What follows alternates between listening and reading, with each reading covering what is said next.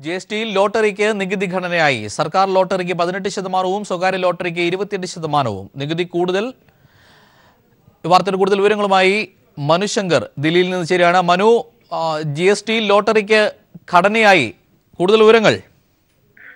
ജോജിറ്റ്, പ്രധാനമായും കേരളം ഉറ്റുനോക്കിയിരുന്നതും ലോട്ടറിയുടെ നികുതി സംബന്ധിച്ചായിരുന്നു. സംസ്ഥാനം നിരന്തരം കഴിഞ്ഞ GST കൗൺസിൽ യോഗത്തിലെല്ലാം ആവശ്യപ്പെട്ടിരുന്നത് ലോട്ടറിക്ക് നികുതി ഏർപ്പെടുത്തണമെന്നതാണ്. 50% വീതമാണ് നികുതി ലഭിക്കുന്നതിൽ സംസ്ഥാനത്തിനും കേന്ദ്രത്തിനുമായി പങ്കിട്ടെടുക്കുക.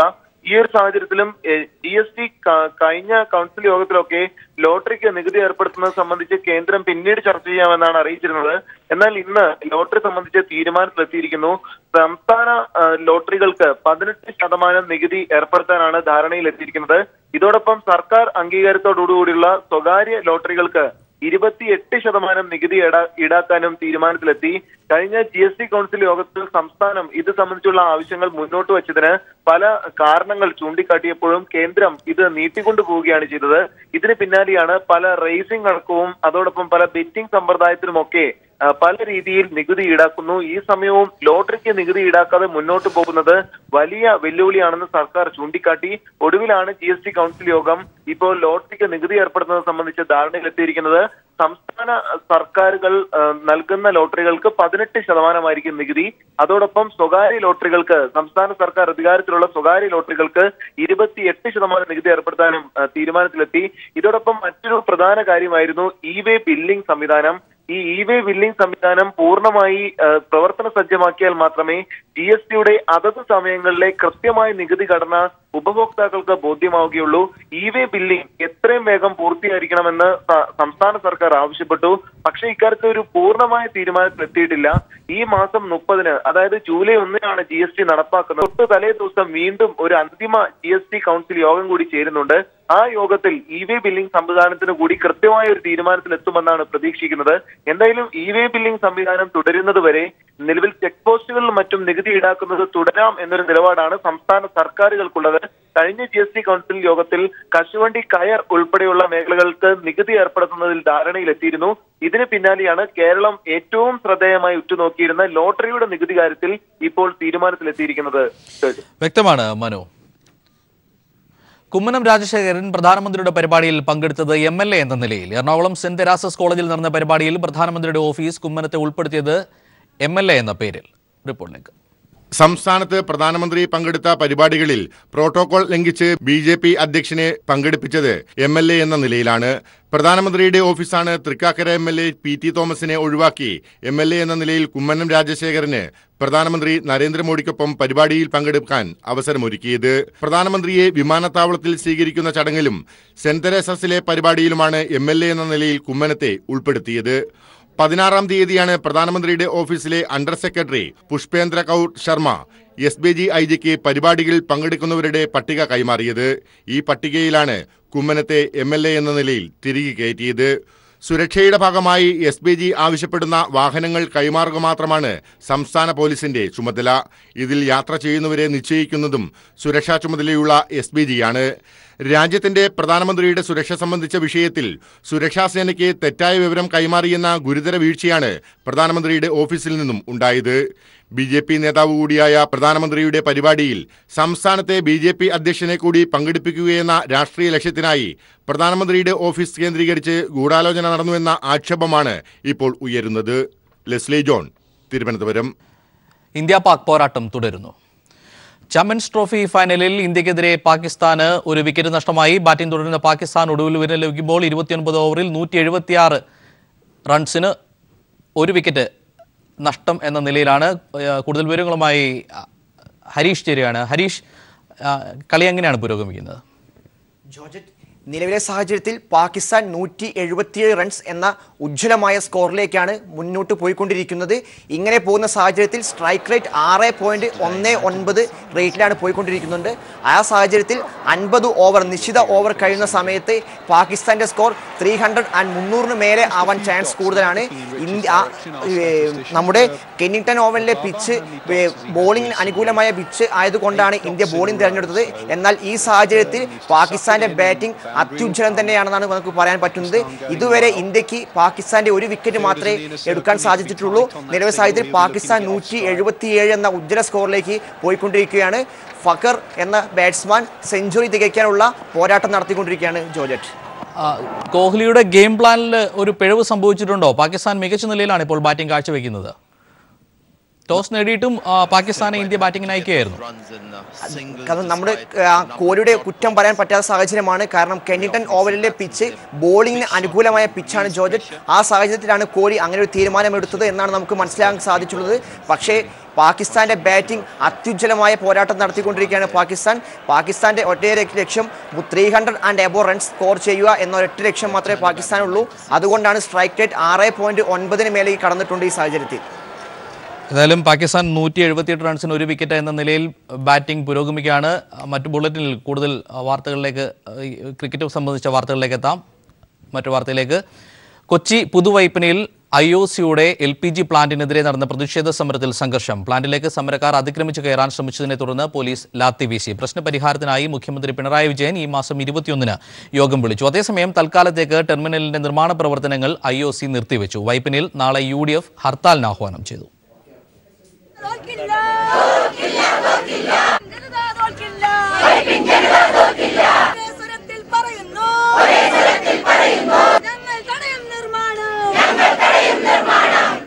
പുതുവൈപ്പിനിൽ LPG സംഭരണ പ്ലാന്റ് നിർമ്മിക്കാനുള്ള IOCയുടെ നീക്കത്തിനെതിരെ നടത്തിയ പ്രതിഷേധമാണ് സംഘർഷത്തിൽ കലാശിച്ചത്.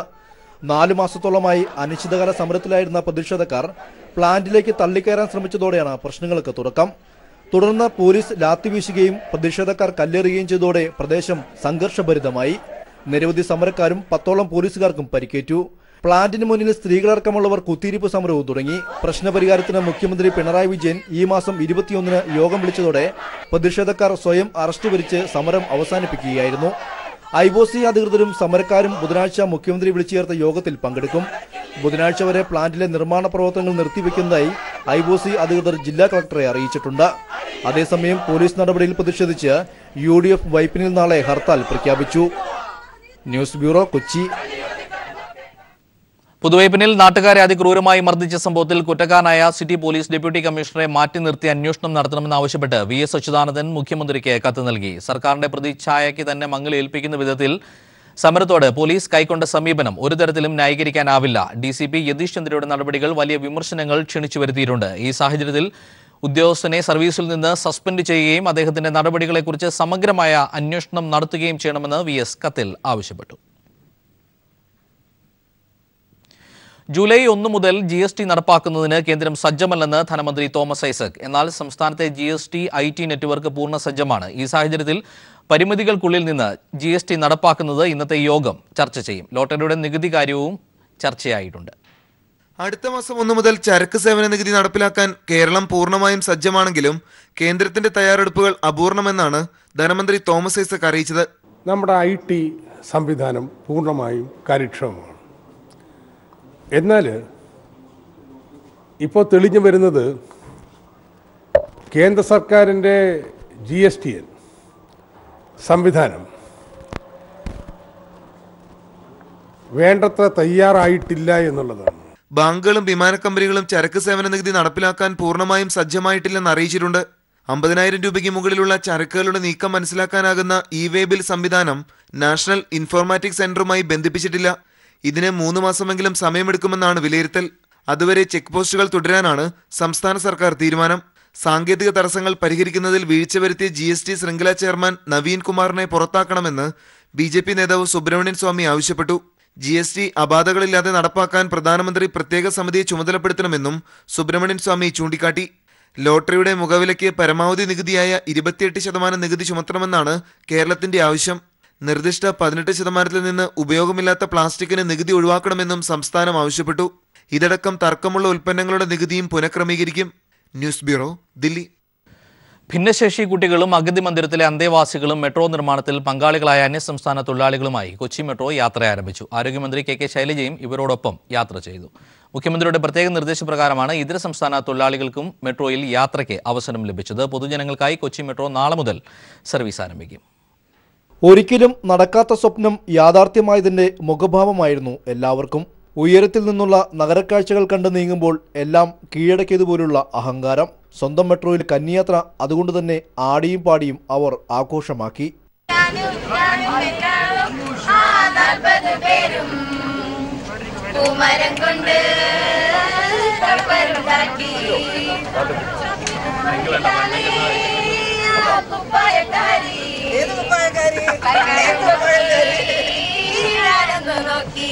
യാത്രയെക്കുറിച്ച് ചോദിച്ചപ്പോൾ എല്ലാം മറന്ന് അവർ വാചാലരായി.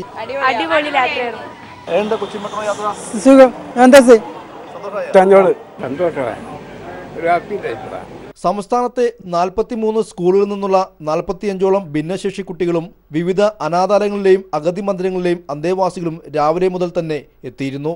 ആരോഗ്യമന്ത്രി കെ ശൈലജയും ഇവരോടൊപ്പം അണിചേർന്നപ്പോൾ ഇരട്ടി മധുരമായി.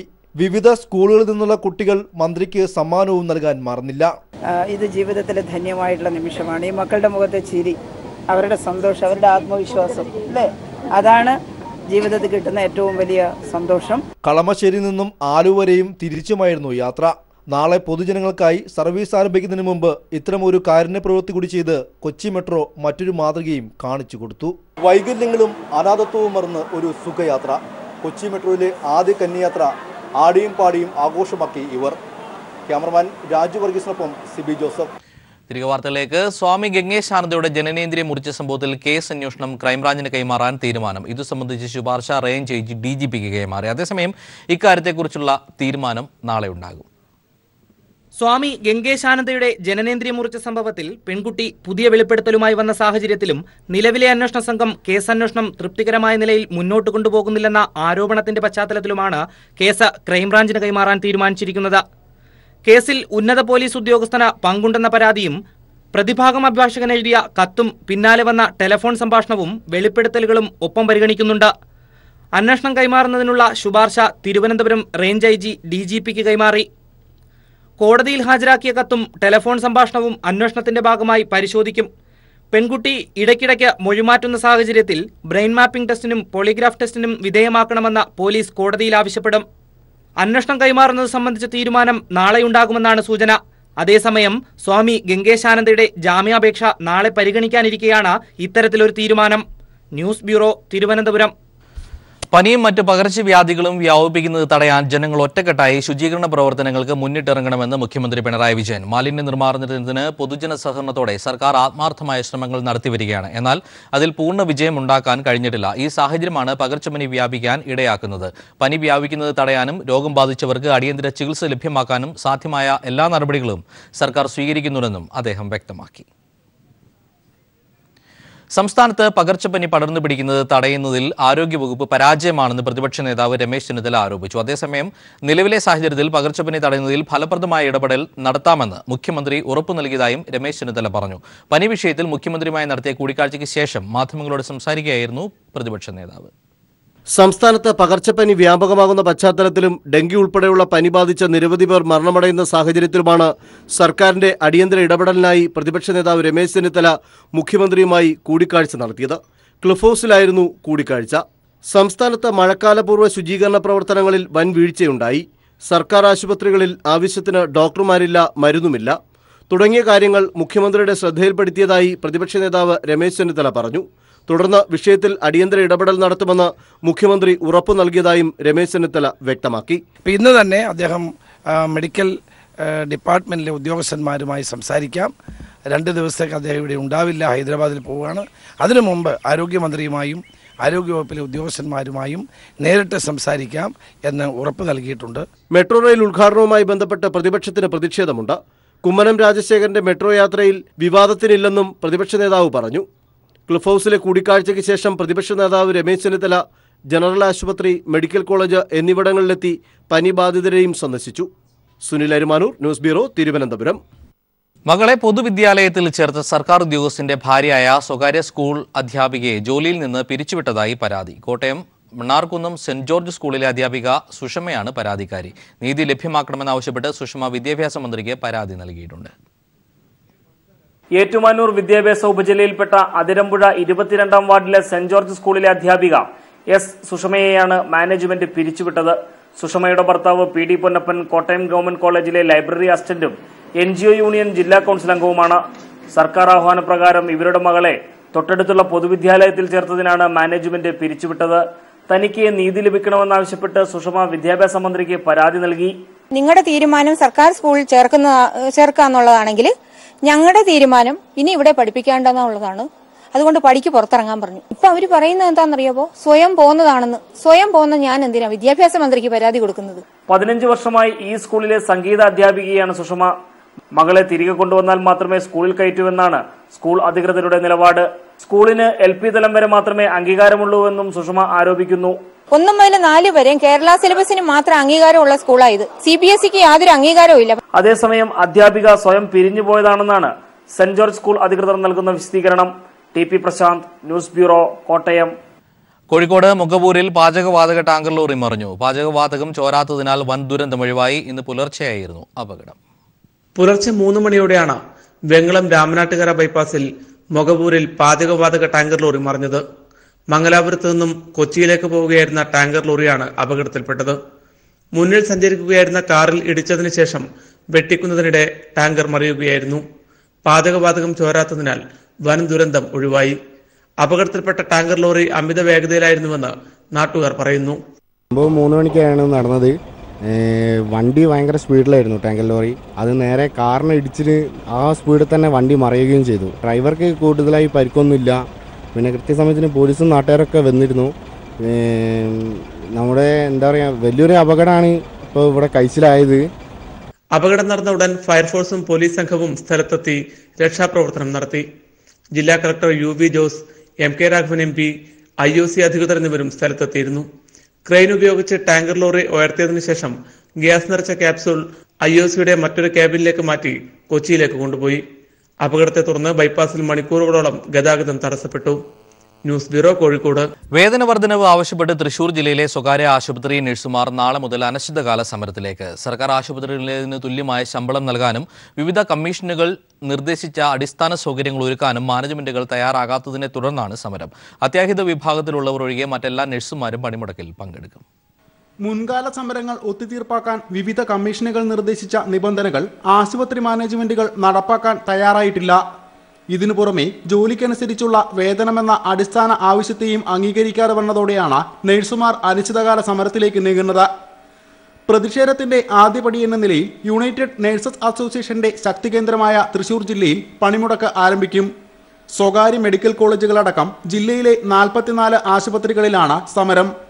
രോഗികളുടെ ബുദ്ധിമുട്ട് കണക്കിലെടുത്തുകൊണ്ട് പൊതു സമൂഹത്തിന് നഴ്സിംഗ് മേഖല ഒഴിച്ചുകൂടാനാവാത്ത ഒരു മേഖലയാണെന്നുള്ള ഒരു വിലയിരുത്തലിൻ്റെ അടിസ്ഥാനത്തിൽ 27 വരെ ആശുപത്രികളിൽ ഏറ്റവും മിനിമം സ്റ്റാഫിനെ നൽകിക്കൊണ്ട് മറ്റുള്ളവരാണ് സമരത്തിലേക്ക് ഇറങ്ങുക. 5000-ലധികം നഴ്സുമാരാണ് പണിമുടക്കിൽ പങ്കെടുക്കുന്നത്. അത്യാഹിത വിഭാഗത്തിൽ ചികിത്സ മുടങ്ങാതിരിക്കാൻ ചുരുക്കം നഴ്സുമാർ ജോലിക്കെത്തും. ഇവർ ഈ ദിവസങ്ങളിലെ ശമ്പളം വാങ്ങാതെയാണ് പ്രതിഷേധത്തിൽ പങ്കാളികളാകുന്നത്. ഈ മാസം 27 നടക്കുന്ന യോഗത്തിൽ ആവശ്യങ്ങൾ അംഗീകരിച്ചില്ലെങ്കിൽ സംസ്ഥാനത്തെ 180ഓളം ആശുപത്രികളിലേക്ക് സമരം വ്യാപിപ്പിക്കാനാണ് UNAയുടെ തീരുമാനം. News bureau, Thrissur. ഉപരോധങ്ങളെ മറികടക്കാൻ ഇന്ത്യയിൽ നിന്നും കടൽ മാർഗം ചരക്കുകൾ എത്തിക്കാനുള്ള സാധ്യത ഖത്തർ പരിശോധിക്കുന്നു. മറ്റ് ഗൾഫ് രാജ്യങ്ങൾ ഏർപ്പെടുത്തിയ ഉപരോധങ്ങൾ രാജ്യത്തെ ജനങ്ങളെ ഒരു തരത്തിലും ബാധിക്കാതിരിക്കാനായി ദ്രുതഗതിയിലുള്ള നടപടികളാണ് ഖത്തർ ഭരണകൂടം സ്വീകരിക്കുന്നത്. ഇന്ത്യയിൽ കിഴക്ക് പടിഞ്ഞാറ് തുറമുഖങ്ങളിൽ നിന്നുള്ള ചരക്കുകളും തെക്ക് കിഴക്കനേഷ്യ, പശ്ചിമേഷ്യ എന്നിവിടങ്ങളിൽ നിന്നുള്ള ചരക്കുകളും മുദ്ര തുറമുഖത്ത് സ്വീകരിച്ചു.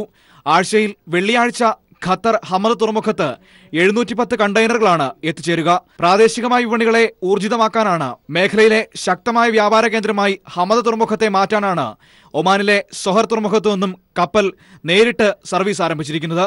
വരും ദിവസങ്ങളിൽ തെക്ക് കിഴക്കനേഷ്യൻ രാജ്യങ്ങളിലേക്കും ഹമദ് തുറമുഖത്തു നിന്നും പുതിയ സർവീസുകൾക്ക് തുടക്കമിടുമെന്നും ഹമദ് തുറമുഖം ഡയറക്ടർ ക്യാപ്റ്റൻ അബ്ദുള്ള അസീസ് അലിയാഫി അറിയിച്ചു. News bureau, Dubai.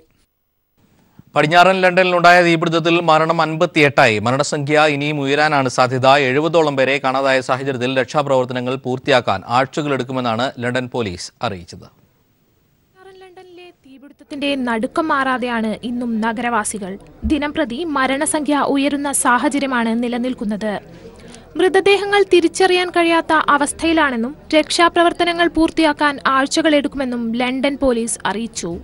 മൃതദേഹങ്ങൾ പൂർണ്ണമായും കണ്ടെത്താനായിട്ടില്ലെന്നും അതിനാൽ മരണസംഖ്യ ഇനിയും കൂടിയേക്കാമെന്നുമാണ് റിപ്പോർട്ടുകൾ.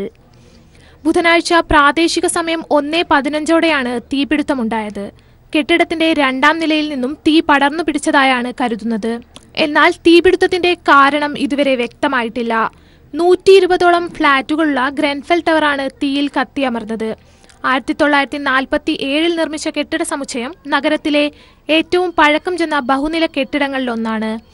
അഗ്നിശമന സേനയുടെ 40 യൂണിറ്റും 200ഓളം സുരക്ഷാ പ്രവർത്തകരും ചേർന്നാണ് സ്ഥലത്തെത്തി രക്ഷാപ്രവർത്തനത്തിന് നേതൃത്വം നൽകിയത്. കെട്ടിടത്തിനുള്ളിൽ മൃതദേഹങ്ങൾ ഉണ്ടാവാമെന്ന സംശയത്തിൽ തിരച്ചിൽ തുടരുകയാണ്. തീപിടുത്തത്തിൽ കെട്ടിടത്തിന്റെ ഒരു ഭാഗം പൂർണ്ണമായും കത്തിയമർന്നിട്ടുണ്ട്. സമീപ പ്രദേശത്തും പുക പടർന്നതിനെ തുടർന്ന് നിരവധി പേരെ ആശുപത്രിയിലേക്ക് മാറ്റിയിരിക്കുകയാണ്. News desk.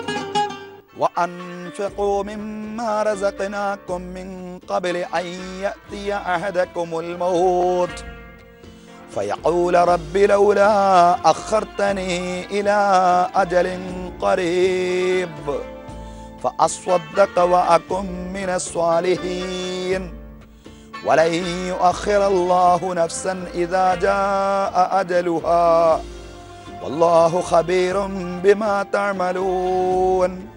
അല്ലാഹു തആല പറയാം, വഅൻഫിഖൂ മിമ്മാ റസഖനാക്കും, നിങ്ങൾക്ക് നാം നൽകിയതിൽ നിന്ന് നിങ്ങൾ ചെലവഴിക്കണം. മിൻ ഖബ്ലി അൻ യഅതിയ അഹദകുമുൽ മൗത്ത്, മരണം വരുന്നതിന് മുമ്പ്. ഫയഖൂല റബ്ബി ലൗലാ അഖർതനി ഇലാ അജലിൻ ഖരീബ്, അടുത്ത നിമിഷം വരേക്ക് പടച്ചവനെ എന്നെ ഒന്ന് പിന്തിച്ചുകൊണ്ട എൻ്റെ ജീവിതം കുറച്ചുകൂടി ജീവിക്കാനുള്ള ഒരു അവസരം നൽകേ എന്ന് മനുഷ്യൻ കൊതിച്ചു പോകുന്ന ഒരു ഘട്ടമുണ്ട്. ആ ഘട്ടം വരുന്നതിൻ്റെ മുമ്പ് നിങ്ങൾക്ക് ദൈവം തമ്പുരാൻ നൽകിയതിൽ നിന്ന് നിങ്ങൾ ചെലവഴിക്കൂ.